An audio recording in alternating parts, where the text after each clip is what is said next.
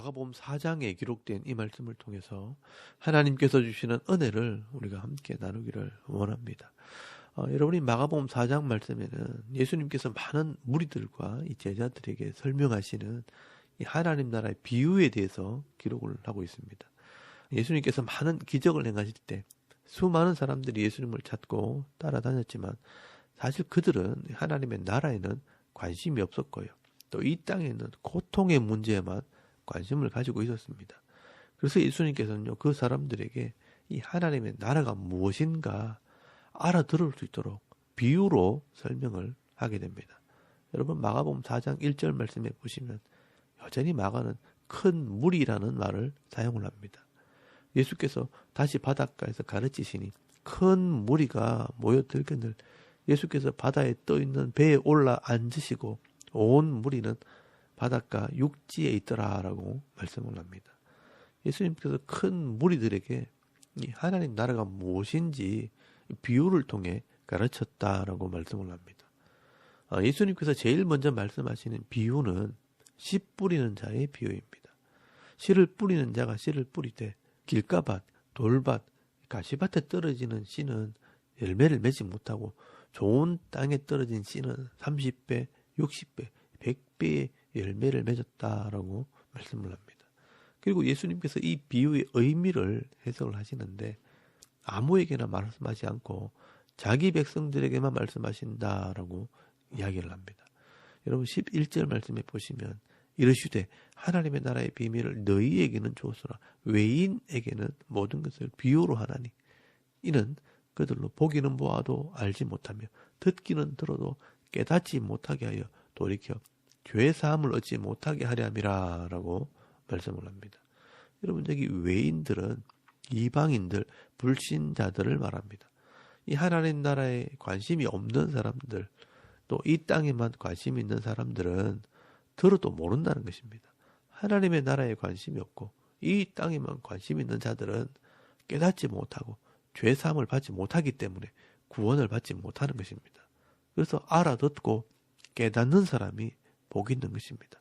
여러분 9절 말씀해 보시면 들을 귀 있는 자는 들으라. 이 들을 귀가 있는 사람이 복이 있는 사람입니다. 그래서 13절 말씀해 보시면 이 비유를 알아들어야 하나님의 나라가 무엇인지를 알게 된다라고 말씀하는 것입니다. 여러분 13절 말씀해 보시면 또 이르시되 내가 이 비유를 알지 못할진데 어떻게 모든 비유를 알겠느냐.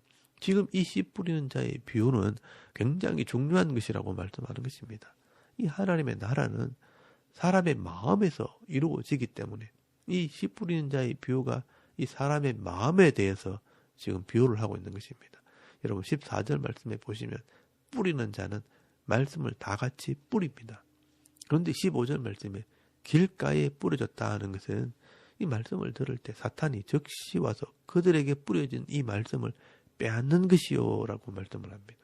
이 길가밭은 이 마음의 세상의 끝으로 가득 차 있는 사람입니다. 그러니 이 생명의 말씀을 들어도 귀에 들어오지 않는 것입니다. 그러니 사탄이 그 말씀을 다 빼앗아 간다는 것입니다. 이런 사람들은요 평생을 말씀을 읽고 들어도 이 말씀이 마음에 남아있지 않기 때문에 아무런 변화가 없는 사람들입니다. 교회는 다녀도 불신자와 다를 것이 없습니다. 그리고 16절 말씀에 돌밭에 뿌려졌다는 것은 감정적인 신앙을 말합니다. 말씀을 들을 때는 즉시 기쁨으로 받으나 그 속에 뿌리가 없어 잠깐 견디다가 말씀으로 인하여 환난이나 박해가 일어나는 때는 곧 넘어지는 자입니다. 뿌리가 없는 신앙, 마음속 깊은 곳에 이 말씀을 깨닫지 못한 것입니다. 말씀을 들을 때는 아멘, 이 말씀대로 해야지 생각을 하지만 그 말씀에 대한 확신이 없기 때문에 조금만 어려움이 생기면요 원래 하던 대로 하는 것입니다. 남들도 다 그렇게 사는데 하면서 합리화하면서 세상 사람들처럼 거짓말도 하고 속이기도 하고 적당히 섞여 사는 것입니다. 말씀을 들어보면 안 되는데 하면서도 또 세상에 나가면 똑같이 살아가는 것입니다. 그래서 이런 사람들을요 넘어지는 자라고 말씀을 합니다. 역시 이 삶의 변화는 없습니다. 그리고 18절 말씀에 가시떨기에 뿌려졌다는 것은 세상에 욕심을 가지고 있는 자들을 말합니다. 여러분 19절 말씀에 보시면 이 세상의 염려와 재물의 유혹과 기타 욕심이 들어와 말씀을 막아 결실하지 못하게 되는 자요라고 말씀을 합니다. 이 하나님 말씀대로 순종하기보다는 이 세상의 기준, 또 자기 욕심이 기준이 되어 있는 사람입니다. 그러니 겉으로는 예수를 믿는 사람인데 속으로는 세상 사람과 다를 게 없는 것입니다. 그러니 결실하지 못한 자가 되는 것입니다. 아마 지금 교회 다니는 대부분의 사람들은요, 이런 돌밭이나 가시밭과 같은 그런 마음을 가지고 있는 자들이라고 해도 과언이 아닐 것입니다. 겉으로는 은혜 받고 교회에서는 잘 하는데 집에 가면 또 직장에 가면 예수 믿는 표시가 나지 않는 것입니다. 이런 사람들은요, 평생을 교회 다녀도 변화되지 않습니다. 직분은 받을 수 있겠지만 그 삶에 하나님의 나라 열매는 없는 것입니다. 어떻게 보면 참 힘들게 신앙생활을 하는 사람들입니다. 그러나 진짜 이 하나님 나라 백성들은요, 열매가 있는 자들입니다. 변화되고 성숙되어가는 그런 신앙을 말하는 것입니다. 여러분 20절 말씀에 보시면 곧 말씀을 듣고 받아 30배나 60배나 100배의 결실을 하는 자니라라고 말씀을 합니다. 이 하나님 말씀이 내 마음에 깨달아져서 그 말씀대로 순종할 때 30배, 60배, 100배의 삶을 살아나가는 것입니다. 그래서 이런 사람들은요, 세상 사람과 생각이 다르고 삶이 다르게 나타납니다. 하나님 말씀을 따라 순종하기 때문에 자기 유익을 구하지 않고요, 손해를 보고 섬기는 삶을 삽니다. 그런데 절대로 부족하지 않는 삶을 살게 되는 것입니다. 하나님께서 말씀대로 복을 주시기 때문에 세상에서 불평하거나 염려하거나 고통스러운 삶을 사는 것이 아니라 늘 은혜의 삶, 평안의 삶을 살아가는 것입니다. 그래서 21절 말씀에 보시면 이런 사람들은요, 드러나게 되어 있다는 것입니다. 사람들이 등불을 말통 밑에나 평상 위에 두지 않고 등경 때 이 등잔 위에 두는 것과 같다라고 말씀을 합니다. 여러분 22절 말씀에 보시면 숨긴 것은 드러날 수밖에 없고 감추인 것도 나타날 수밖에 없다라고 말씀하는 것입니다. 그래서 이 천국은 깨닫는 만큼 누리는 것이고 깨닫는 자는요, 더 많은 것을 깨닫게 되어 있다라고 말씀하는 것입니다. 그리고 24절 말씀에 너희의 헤아리는 그 헤아림으로 너희가 헤아림을 받는 것이며 더 받으리니 있는 자는 받을 것이요 없는 자는 그 있는 것까지도 빼앗기리라 라고 말씀하는 것입니다. 결국 이 하나님의 나라는요, 내 마음에 이루어지는 것입니다. 생명의 말씀이 깨달아지면 그 깨달아진 말씀이 또 다른 말씀을 깨닫게 합니다. 그래서 더 풍성한 은혜를 누리게 되고 세상 사람들이 절대로 생각하지 못하고 누리지 못하는 그런 마음의 복을 받아 누리게 되는 것입니다. 그리고 이것은 나도 모르게 변화되어지는 것이라서 이 마가는요, 이런 비유를 하나 더 추가를 합니다. 이 비유는요, 다른 복음서에 나오지 않는 비유입니다. 여러분 26절 말씀에 보시면 또 이르시되 하나님의 나라는 사람이 씨를 땅에 뿌린 것 같으니 그가 밤낮 자고 깨고 하는 중에 씨가 나서 자라되 어떻게 그리 되는지를 알지 못하느니라 라고 말씀을 합니다. 이 농사를 지어본 사람들은 알 것입니다. 이 밭에다 이 채소씨를 뿌리고 또 하루하루 지나다 보면 나도 모르는 사이에 씨가 자라서 싹이 되고 또 줄기가 나와서 열매를 맺게 됩니다. 이것은 내가 자라게 하는 것이 아니라 씨 안에 있는 이 생명의 능력이 스스로 자라게 되는 것입니다. 그처럼 이 하나님의 이 말씀의 씨 안에 이런 생명의 능력이 들어있다는 것입니다. 그 생명의 말씀이 내 마음에 심겨지고 뿌려지게 되면 그 말씀이 뿌리를 내리고 그 말씀의 능력이 열매를 맺기 때문에 나도 모르는 사이에 이 말씀의 능력이 나를 다스리게 되는 것입니다. 여러분, 여기에서 핵심은요, 말씀을 깨닫는 사람은요, 시간이 지날수록 저절로 자라나게 된다는 것입니다. 그래서 여러분 28절 말씀에 보시면 땅이 스스로 열매를 맺되 처음에는 싹이요, 다음에는 이삭이요, 그 다음에는 이삭의 충만한 곡식이라 라고 말씀하는 것입니다. 이 말씀의 씨 안에 이런 싹과 이삭과 열매가 들어있는 것입니다. 그 말씀의 씨가 깨달아지기만 하면 저절로 자라고 열매가 맺혀지게 됩니다. 여러분, 이게 하나님의 말씀의 능력입니다.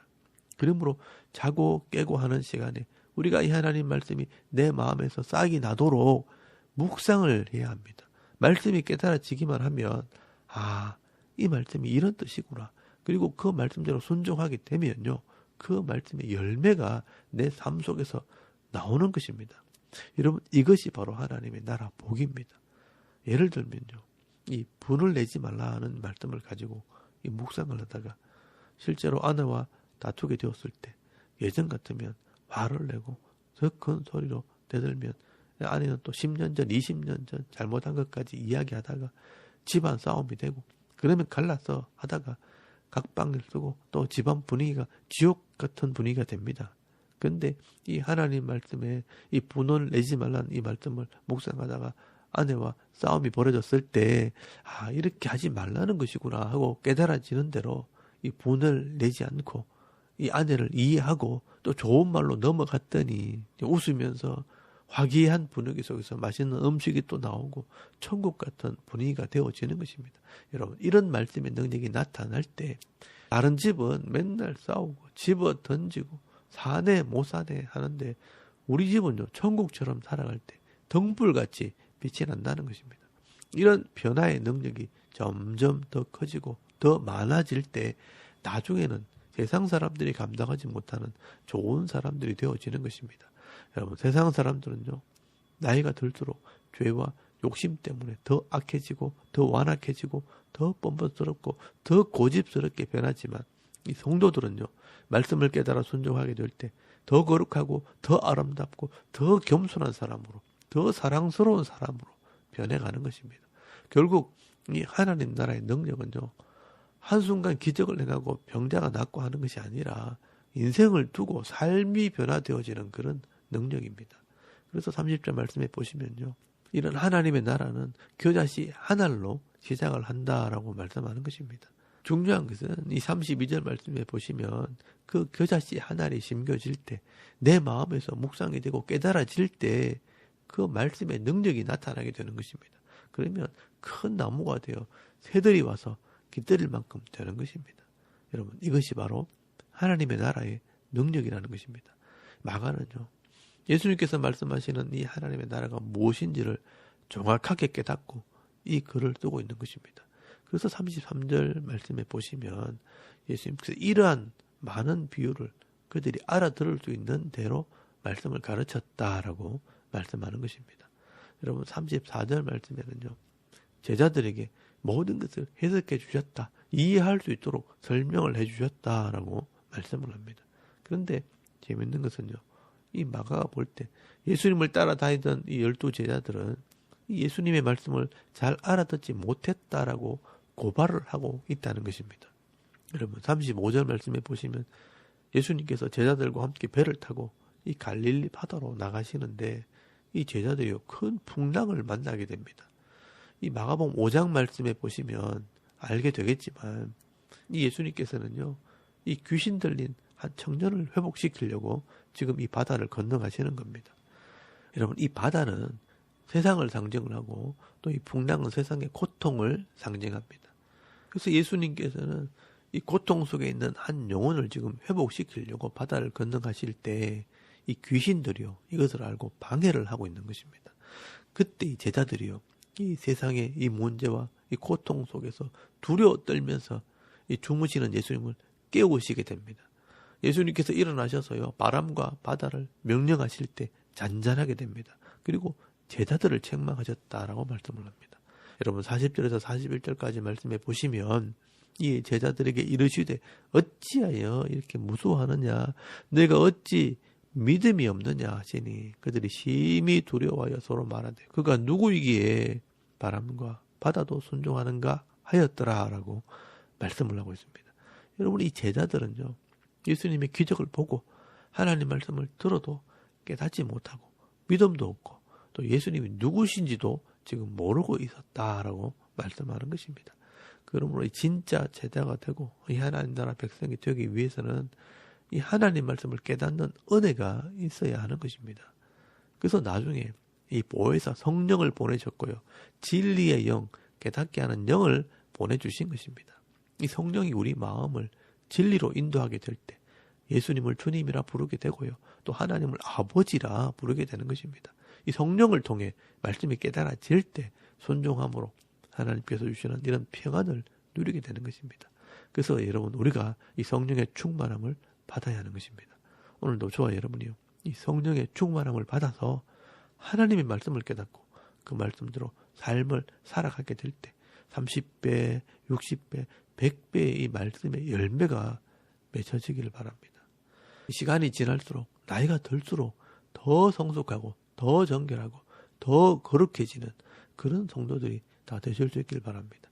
그래서 내 삶 속에 하나님의 나라 복이 임하게 될 때 이 악한 세상 속에서도 기쁨과 평안과 감사의 삶을 살아가는 저와 여러분의 이런 영적인 삶의 모습이 되실 수 있기를 주의 이름으로 축원합니다. 아멘.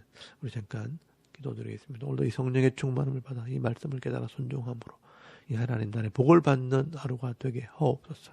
또 대통령과 이 지도자들을 지혜롭게 하셔서 이 땅에 있는 백성들이 평안을 누리도록 또 교회와 가정과 자녀들의 믿음을 위해서 개인의 기도 제목을 따라 또 기도하고 오늘 하루 삶을 또 시작할 수 있기를 바랍니다. 다 같이 우리 하나님께 한번 기도드리겠습니다. 살아계신 하나님, 오늘을 참 감사합니다. 오늘 이 아침에 우리가 하나님을 예배하게 하시고